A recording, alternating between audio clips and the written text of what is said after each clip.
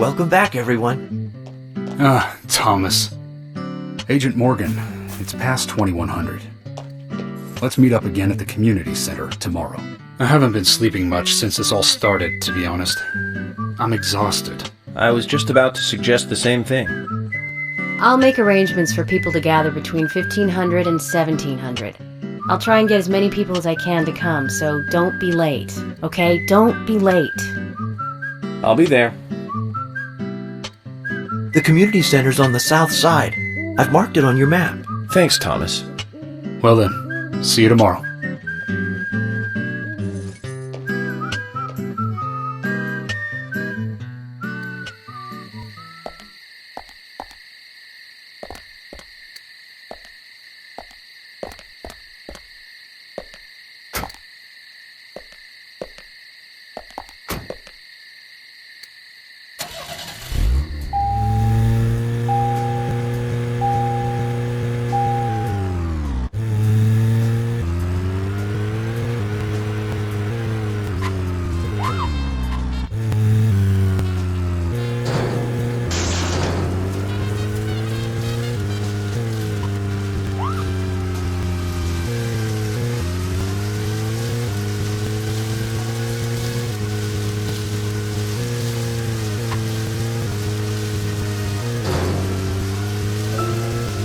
Speaking of 80s movies, one jewel in the rough springs to mind. Deadly Spawn. Do you remember that one, Zach? Back in '83, directed by Douglas McCown. Right, it was filmed pretty cheap, but still it was pretty good. The monster design with the mouth crammed full of teeth, I loved it. So many delicious B-movie cliches. Did you know that they made a sequel? But I never got to see the sequel. Tremors. I think Fred Ward was in it. You say Fred Ward, and I say Remo Williams, The Adventure Begins. That one was back in '85, I think. Directed by Guy Hamilton. Guess Hamilton was aiming to start a series like 007, but it had no sequels. A real shame. Do you remember the martial arts they used in that film? Called Sinanju? The ultimate in martial arts, using no weapons at all. Remo's master Chun ran across water, remember? And he loved soap operas. Man, that was a good character. He was played by Joel Grey, the best supporting actor in Cabaret. Of course, in Remo, he had so much makeup on you couldn't tell.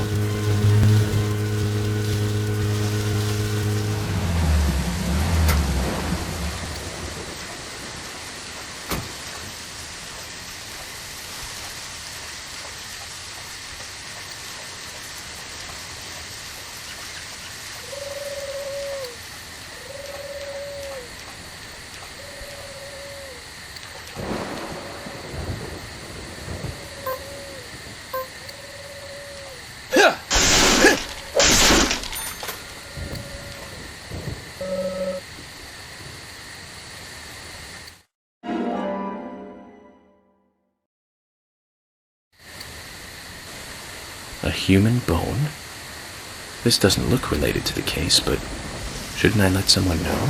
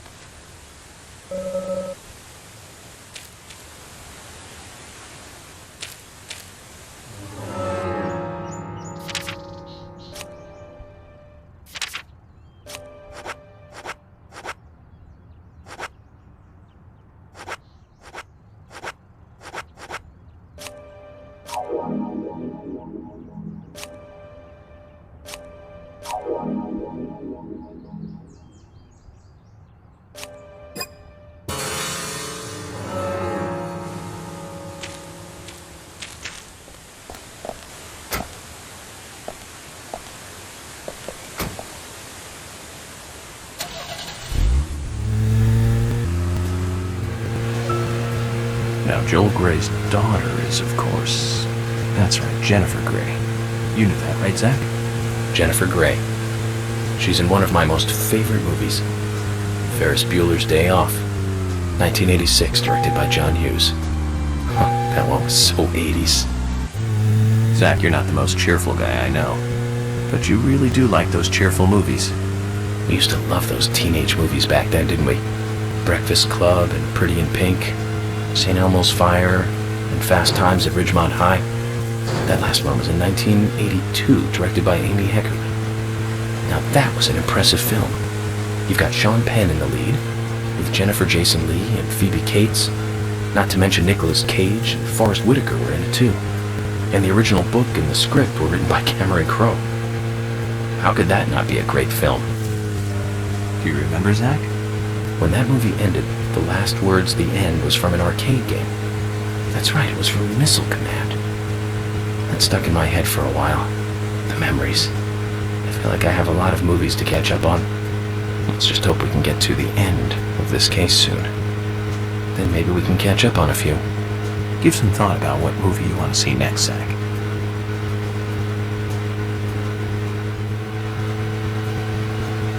Okay, Zach. I've been thinking about what movie I'd like to watch next. And finally, I've made a decision. It's always hard to narrow it down just to one movie, but I've put a lot of thought into this, and I'm sure you'll agree with me. 1975. Directed by Steven Spielberg himself. The grandfather of panic movies.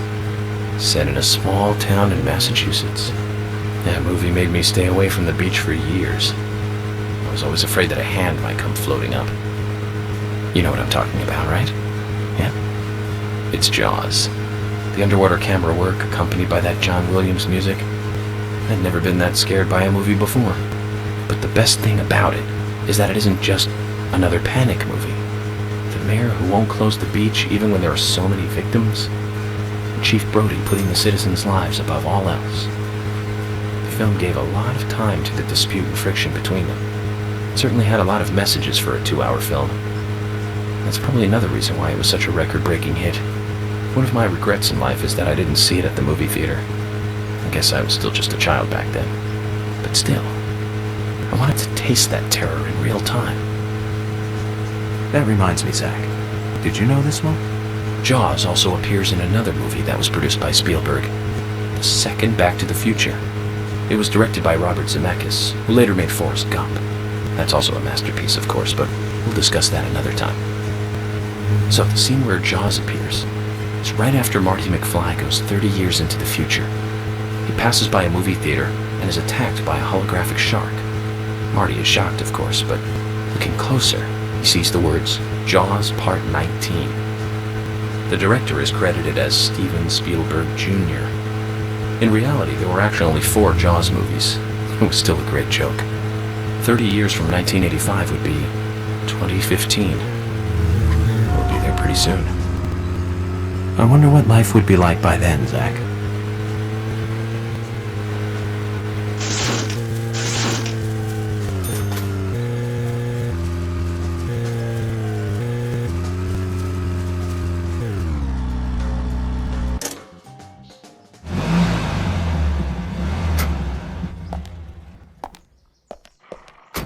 Zach, is there something here that you want to check out? We need to be at the community center by 1500 today. Just think of talking in front of all those people. What do you think, Zach? It's going to get fun.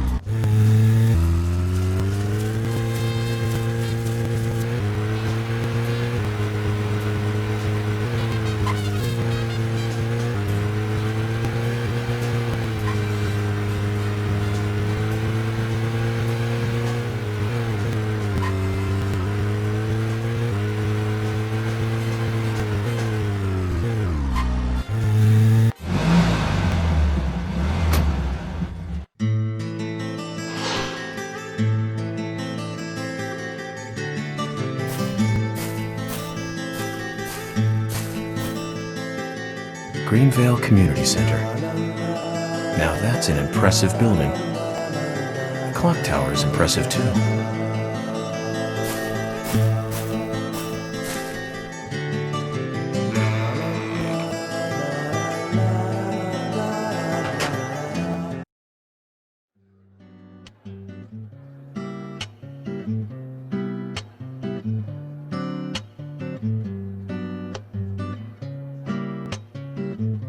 Zach, I haven't been on stage like this since elementary school. I'm not some tree in the wind this time either. That was a tough role. I was a piece of scenery. Bright red tree. Thank you, all for coming today. Getting right down to business. Agent Morgan, from the Federal Bureau of Investigations, wishes to speak with you. Good afternoon. I'm Special Agent Francis York Morgan. Some of you are already aware by now of the tragic murder of Anna Graham. Truly a heinous, terrible crime. I've come to this town to solve the murder of this young, beautiful girl, and to bring the one responsible to justice.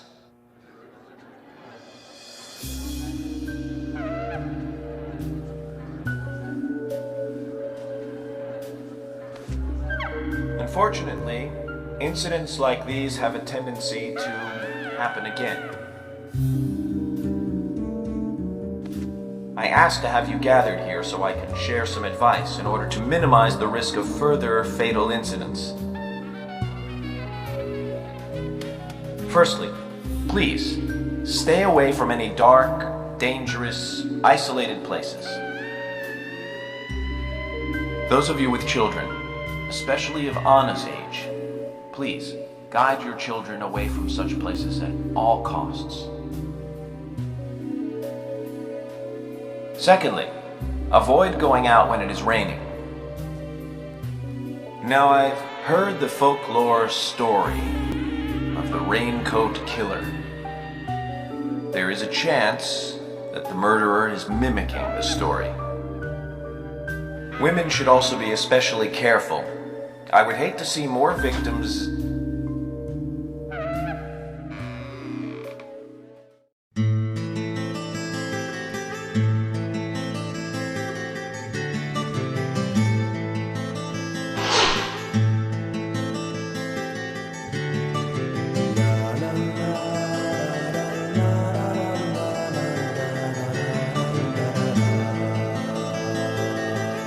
Who's the fashionably late one? That's Carol, Thomas's sister. She owns a bar. Thomas's sister.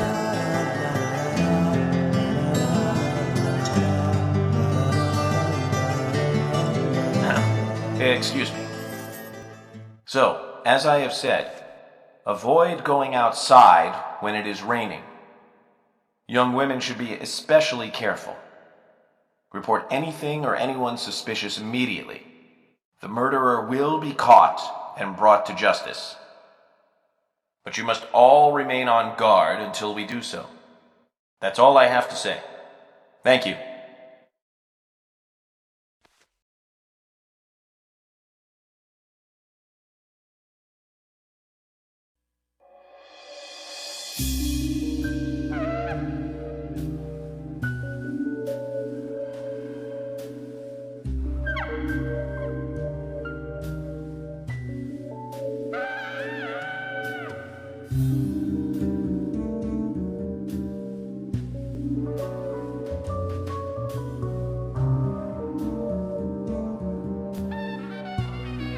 When paying for our sins, we must not frown. The loss of Anna was for that debt.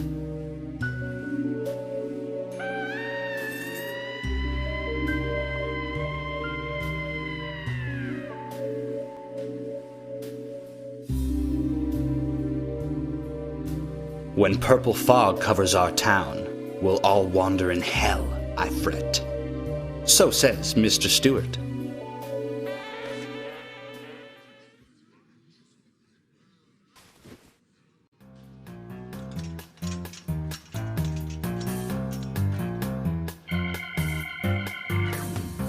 Sure knows how to steal thunder. Well then, Zach, let's ask some questions before all these guys leave.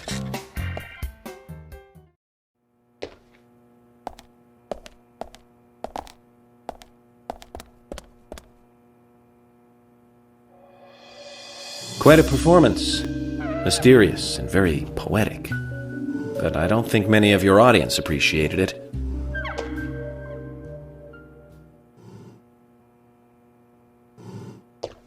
Mr. Francis York Morgan, the purple fog appears with rain, soiling and ruining our town.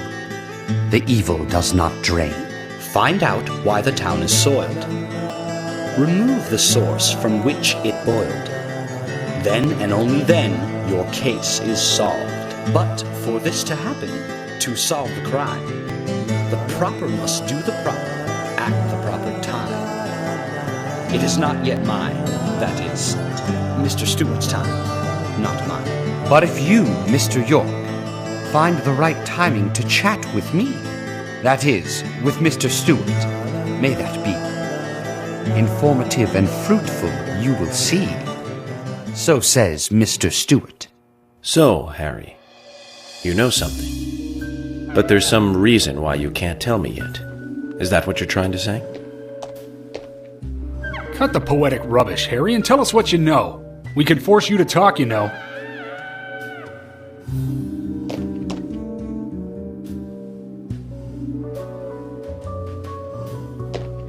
Mr. Francis York Morgan, pay close attention to the signs, the omens, and the premonitions.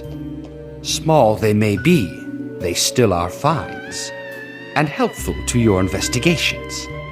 So says Mr. Stewart. Thanks for the warning, Harry. But don't worry. Me and Zach, we know what we're doing.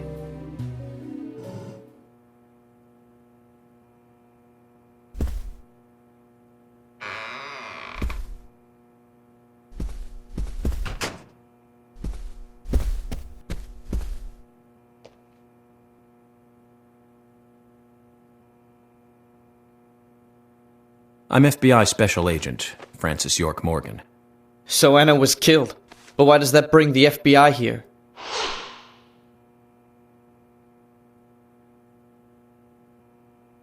I have an interest in murder cases involving young women. Well, you know, man, this might just be another case to you. But it means the death of a friend to me. I don't want you taking this lightly like it's just another case. I never take anything of this nature lightly, I assure you. I'm here to apprehend the perpetrator who did this. Yeah, because local enforcement can't shine their own boots, right? Good point. You can't always count on the police now, can you? But that doesn't mean you're going to capture the perpetrator yourself. Quint. How do you know my name? I memorized the name of every citizen before arriving in town. I also know about you and your significant other. You mean Becky? Don't underestimate the FBI. We know and see everything. I'm sorry if I was a little harsh. I want to help, I do. Okay? Okay, Zach, I'll tell you how I knew his name. He's got a small Q on his hat. That was the only name beginning with Q that I could think of. He was even kind enough to tell us his girlfriend's name. I can read him like a book, Zach.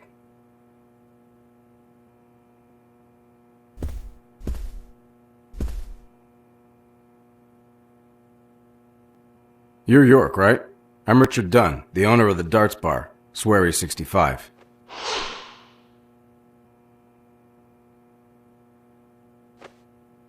How'd you like the town? Oh, it's great. Aside from the murder that happened here. Yep. I mean, murder just doesn't fit with a small town like ours. Well, Richard, I'll have to correct you on that. Crimes don't care about size. Big town, small town, just isn't a factor. I guess you're right. So, how did you know Anna? I've known her since she was a child. She was the same age as my son. You know, she always stood out, being pretty and all, just like her mother, Sally. What do you know about Sally? Well, I went all through school with her right here in town. I never thought our children would be the same age. I don't see her here today. Ah, well, see, she lost her husband, and this time it's her daughter. She's at home right now, trying to make peace with it all. You seem to know a lot. How long have you been in love with her? Hey, don't go there. That scar of yours tells me you got your hands full too, right? Let's not dive into personal matters. It'll be better for you and me. You're right, Richard. Collecting gossip won't help with the matter at hand.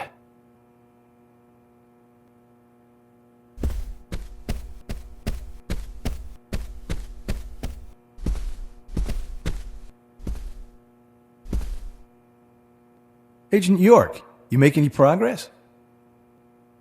Of course, plenty. Tell me, Usha, when is Anna's funeral? That's still undecided. Sally isn't really in any condition to do it right now. Her mother? I don't see her here. Anna was her sole reason for living after her husband was deceased. Well, she's probably huddled up at home. And I should probably take some time to pay her a visit. Well, yes, you should. And I'd appreciate it if you could, too. But don't go too hard on her, okay?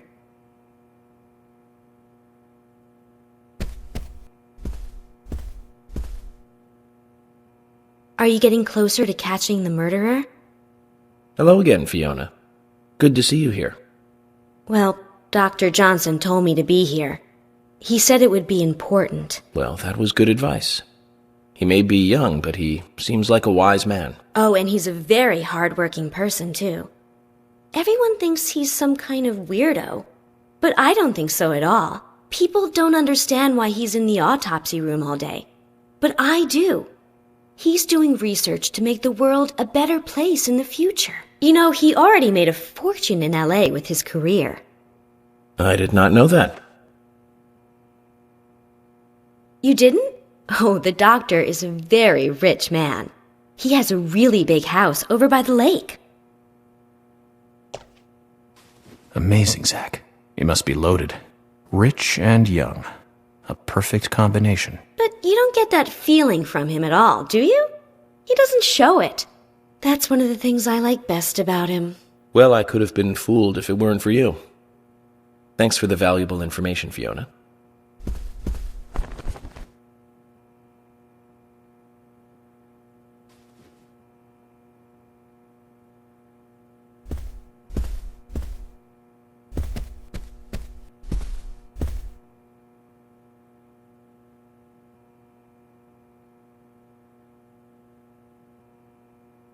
So you're the FBI agent, are you?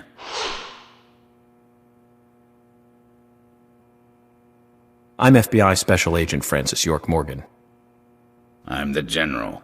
I fought for my country in the Vietnam War. A real-life war hero. So why are you living here? Soldier, this is my hometown. After a man returns from war, there's no place to go other than his hometown. Your little speech, you mentioned the raincoat killer. Was that a problem? You imbecile. The raincoat killer's no myth, not mere folklore, not a fairy tale. It's based on actual events that happened in this town. It is. I'm interested. Can you tell me more about this? You kids today don't even know how to ask for something right. Soldier, if you want to hear more, you come to my office. He literally exudes raw power, Zach. Despite the credibility issues, we should give him a visit. One thing, though. Calls himself a general, but isn't that a sergeant's uniform?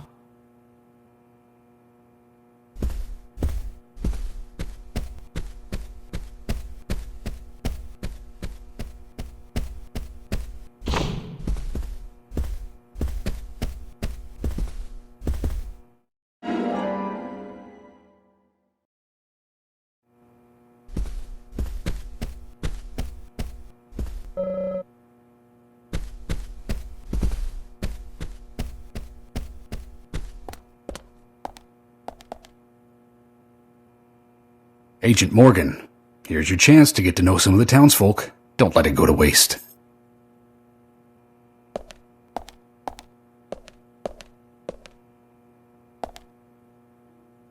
Agent York, your words really made me think about Anna's death again. How could one do such a terrible thing? I'm still in shock. Thomas, I forgot to ask. You don't have a tattoo on your back, do you? Tattoo? I do, actually. But why? Could you show it to me, please? What? Now? Here? Yes, please. This is vital for our investigation.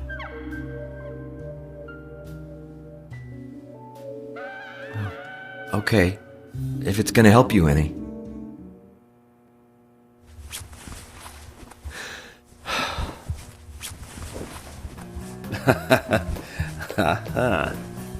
Well, I'm wondering who G is now, but aside from that... Did it tell you anything? It told me that you didn't kill Anna. Of course not. What are you saying?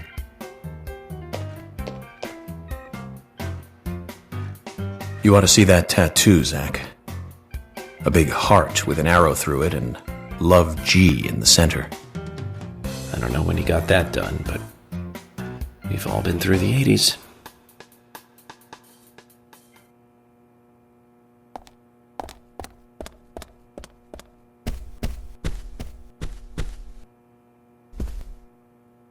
Agent York, are you finished asking questions yet? When you're done, let me know. We'll all get dinner.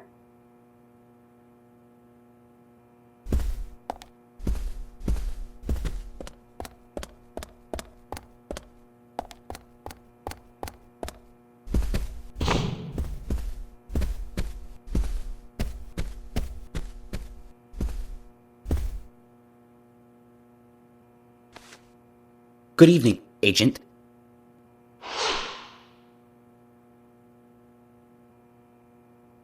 Good evening, Mr. Brian, the gravekeeper. Brian. Mr. Brian. I like the retro look. Auditioning for Little Grave on the Prairie? Anna. Oh, she was so beautiful. Too soon. Too soon to go to the grave. So sad. So sad. I totally agree. That's why I'm here, looking for the one who did it. Were you close to her? Anna, her smile, so warm. Anna, blonde hair, so bright. There's a graveyard somewhere in town, Zach. I'm not excited about the idea, but maybe we should at least check it out.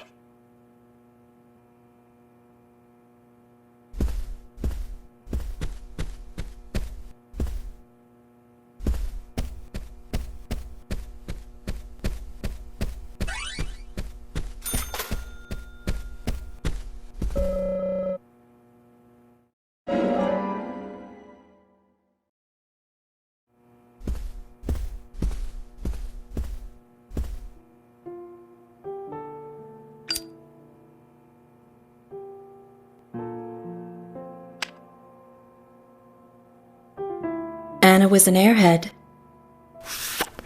What do you mean? Are you saying she was killed because she was an airhead?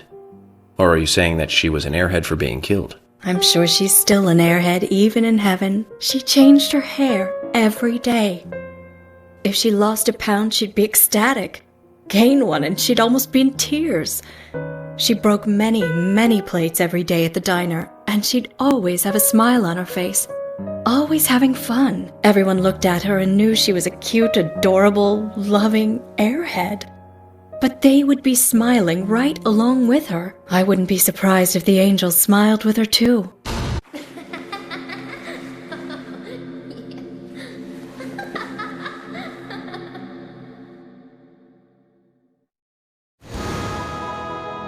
Isaac and Isaiah said that Anna was a fairy of the forest, a goddess.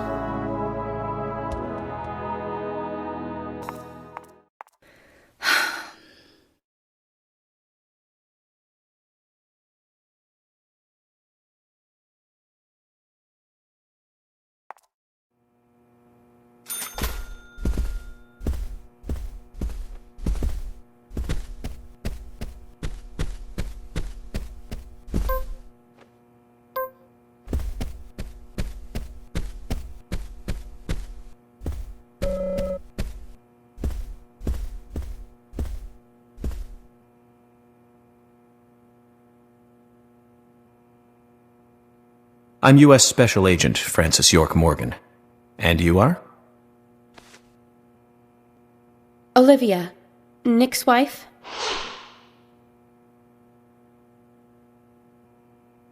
Anna worked at your husband's diner, right? What kind of girl was she? Well, she was a very hard worker. A nice girl. Did you ever see her acting strange? Well, not really. But there was one thing. Well, you see, the diner closes when it rains. Many shops do that around here, as you might have heard. Anyway, Anna always seemed unfocused the day after it rained. And came in late, too. It was almost as if she used up all her energy the day before. Come to think of it, that was really strange. Did that legendary monster really kill her? It wasn't a monster. Just a criminal. Criminal I'm going to catch and bring to justice.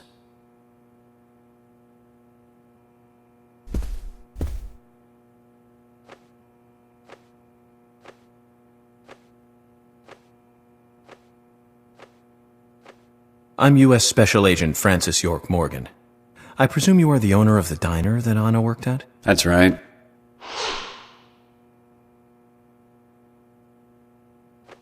I'd like to ask you a few questions about Anna Graham.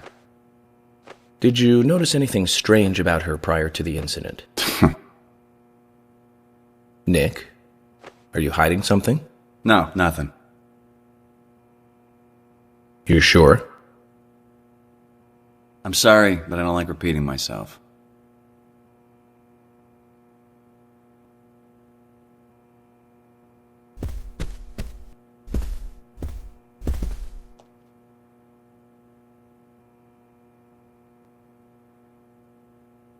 I'm FBI Special Agent Francis York Morgan. Please, call me York. Wesley, owner of the gun store called Panda Bear. People around here call me the gunsmith.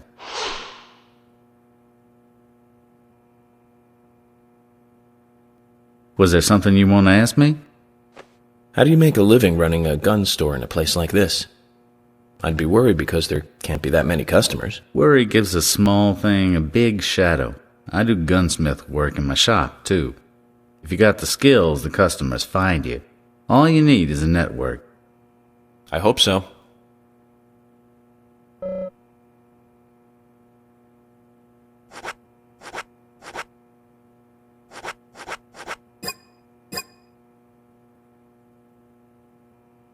You've got quite a selection here. No wonder people come from all around. Even today, a customer paid me to go to Seattle for some help. I just got back. I see. Well, I'll be sure to visit your store sometime. I'd like for you to take a look at my gun. Understood. Look forward to it. The shop will be open again tomorrow. It's usually open from 2000 to 0600. See you then.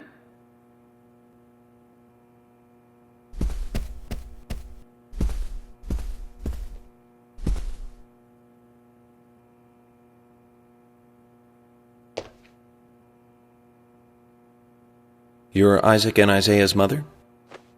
Yes, I'm Lily.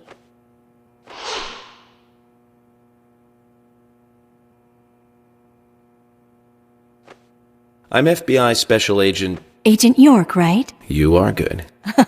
The handsome special agent from the big city. The facial scar trademark. The way you introduce yourself. Everyone's talking about you. Well, I can't say much about the scar. But the way I introduce myself, Zach and I consider it a kind of ritual of sorts. Everyone has their own rituals. It's like always leaving the house left foot first. It's one of those things. You certainly are a funny one. So, have you noticed anything strange or out of place recently? Well, Becky's been taking a couple of days off from work, but aside from that, I heard she was in shock after the murder. But... You think there's something else?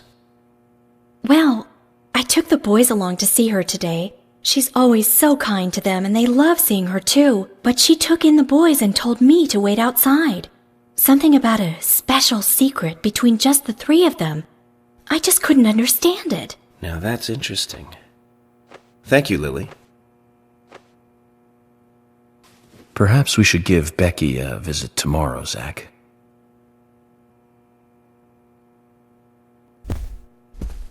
Yeah!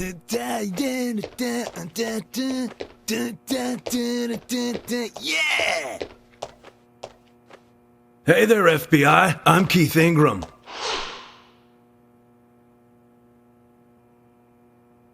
FBI Special Agent Francis York Morgan. Please, call me York. That's what everyone always calls me. Okay, York. No problem, man. So, Keith, I hear you run the Milk Barn convenience store. That's right, man. Rock and roll! Do you sell raincoats there by any chance? Yeah, but nobody ever buys them, though. Anyone who wears one of them, I say, just ain't a rocker. But you know, that scar of yours, now that scar rocks! This scar rocks? Now that's a new one. I'll drop by your store soon, and let's talk then. Yeah, cool, man! Rock on, FBI!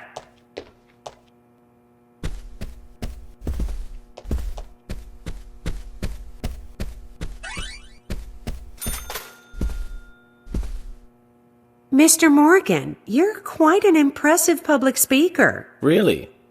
Thank you, Polly. You reminded me a little of a play I saw when I was younger. What kind of play? I'm talking about back when this place was still called the Mercury Theater. When I was young, I used to come here often with my husband. God rest his soul. We'd come on the weekend to see the latest play. He'd always pretend to be uninterested, but I could tell he was excited inside. He was just one of those kind of guys, really, thinking about it now. Really, Polly? So what's your favorite play? Oh, well, I like so many.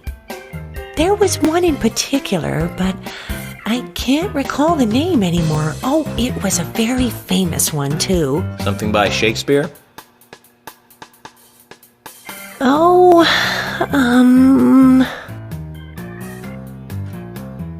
no, nothing.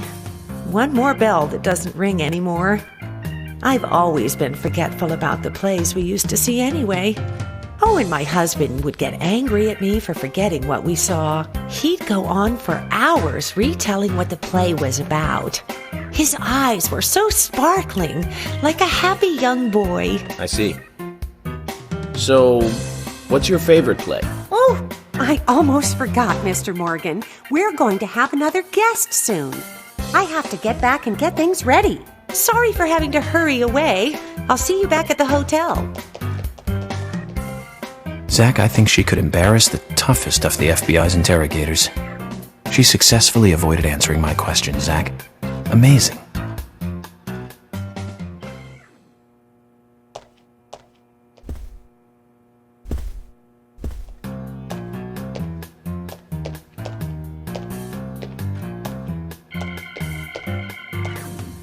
Oh my pot is getting cold.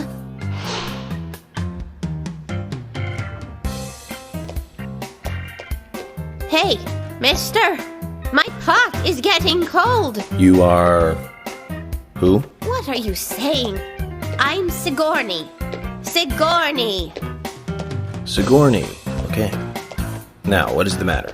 Can you explain? No time for chatting. I need to hurry. My pot is getting colder. Oh, you're useless. Zach, we've met all sorts today, but really, she takes the cake. Amazing.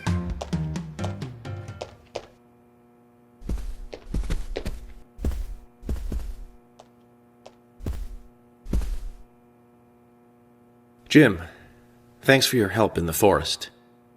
How are Isaac and Isaiah? They're fine. They really seem to love their grandpa. Well, I guess they do, son. I want to keep them away from the filth of the material world as much as I can. Their mother agrees, which is why she lets me take care of them so often. And that's why I want you to solve this case quickly and go home. Those rumors about that scar of yours do more damage than good around here. I guess I reek of the material world, don't I? I have to, in order to do my job. But I understand what you mean. I'd think the same if I was born in a place like this, Zach.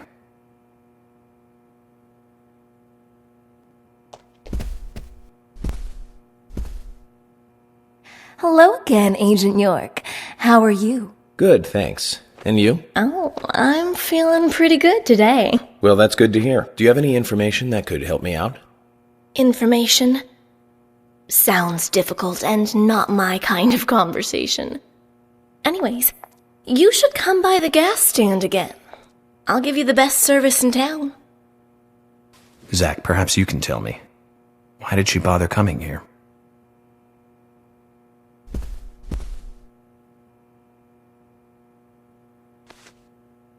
I ain't got nothing to tell the cops.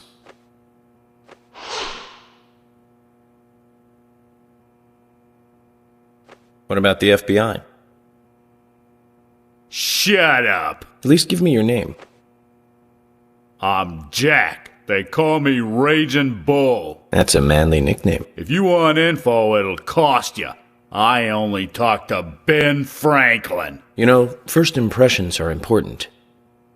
I can detain you for a few days, and maybe you'll become more fun to meet. Zach, this is a waste of time. Let's go.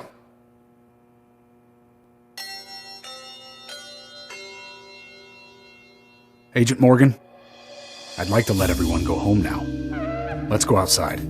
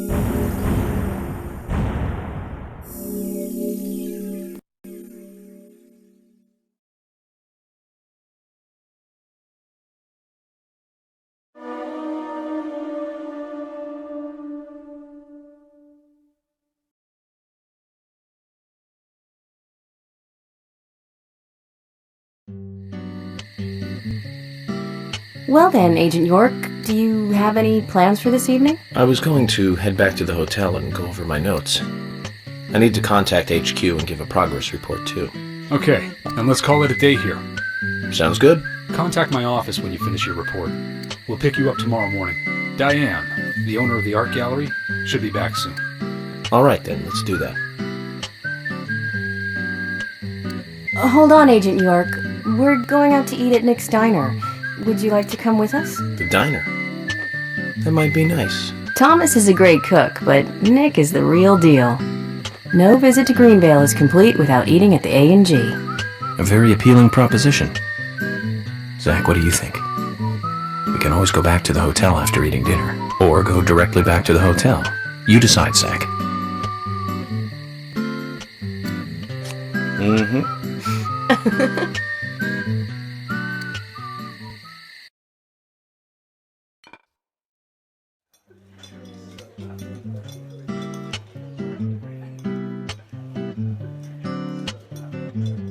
I've been sheriff here for a long time now, and this is the worst murder I've ever seen.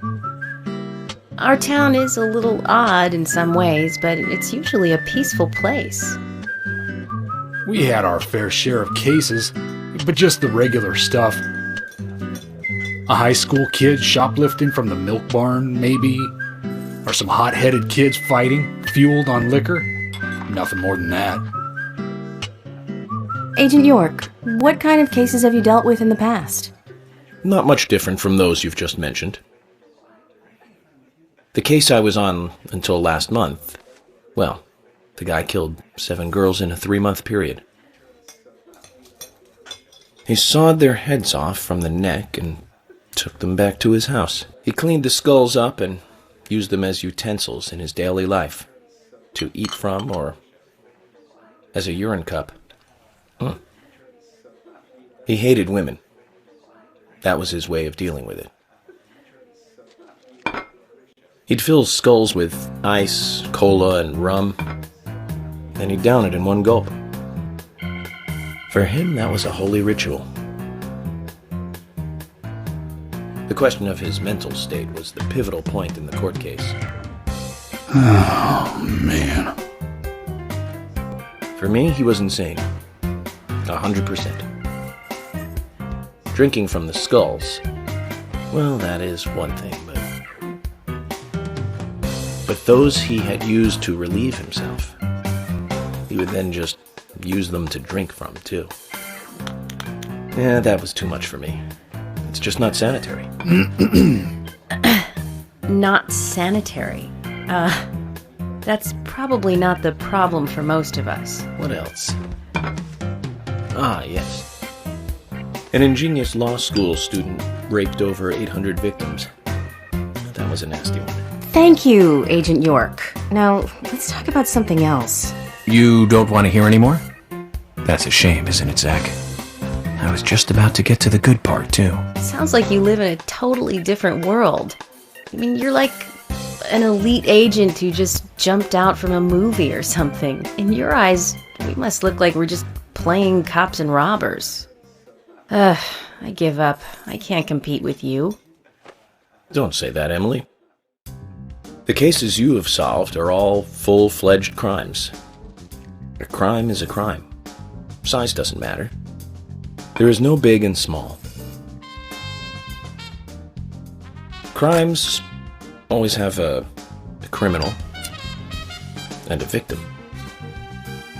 No victim will ever welcome a crime, no matter what its size.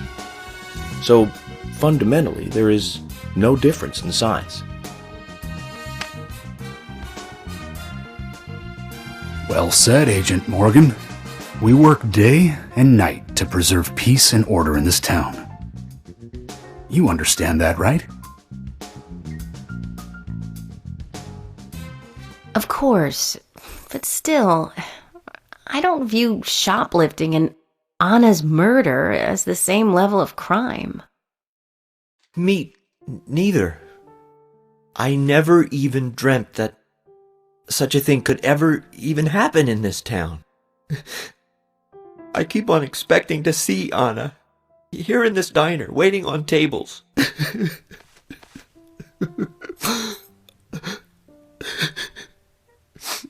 Excuse us, Agent Morgan.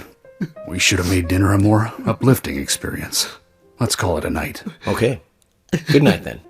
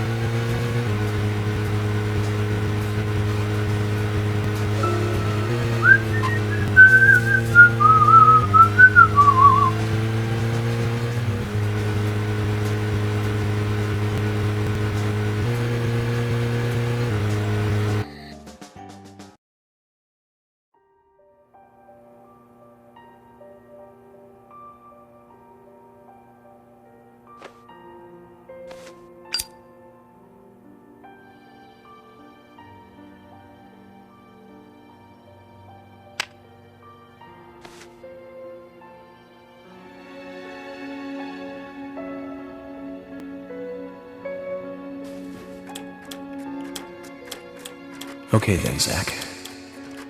Let's go back over our progress. First, the victim, Anna's death. She was found hanging from a tree in the forest. She was cut open with a knife from her chest down to her stomach. That was the direct cause of death. The strangulation marks and skull fracture were caused after death. Her tongue is also bit off, and I found something inside her mouth. Do you remember what that was, Zach?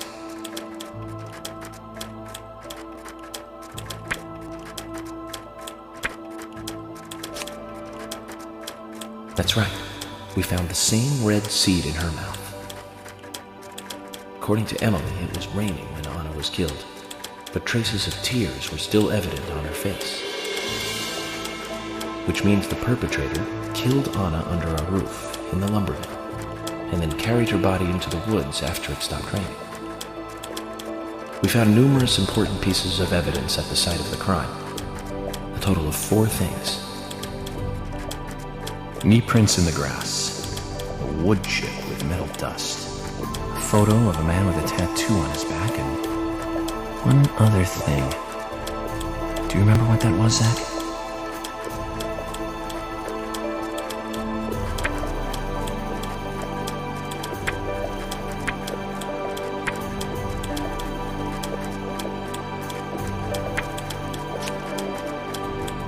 That's right, a broken stiletto heel. Aligning this with the other evidence suggests that 2 people came into contact with Anna's body prior to it being discovered by us. Those being the perpetrator who killed Anna and Miss Stiletto Heel. There is also the possibility that a third party carried Anna to the woods. That means we could be dealing with 3 people. 2 or 3 people. In any case, Miss Stiletto Heel may have vital information. We need to find her next. We didn't use forensic methods, but we're still closing in on the criminal.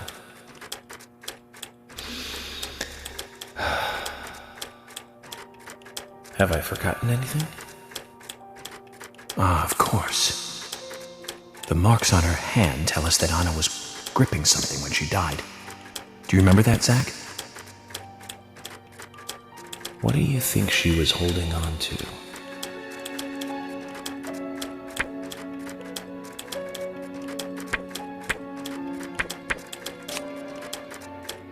That's right, a round object.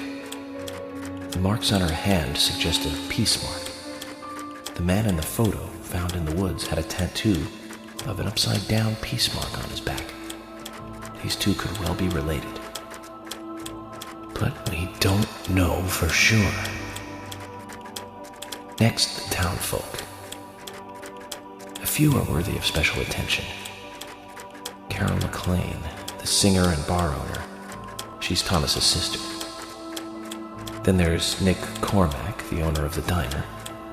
Both of them seem to be hiding something. There's Diane, the owner of the art gallery, who's out of town. Then we have problematic, old, rich, and eccentric Harry. Both will be tough to crack. Well, we just have to go one by one. I've been thinking, one of the biggest rewards here is the fantastic food. Enjoying food is cultural, and yet it's also a bit uncivilized. It's interesting how good food motivates me to work harder during investigations. Oh, and on Emily's back, it was strange to me. Hey, don't take that the wrong way, Zach. I wasn't getting all excited or anything. But it did make me feel strange, nostalgic, and sad almost. It's starting to rain. I think this case may take a while.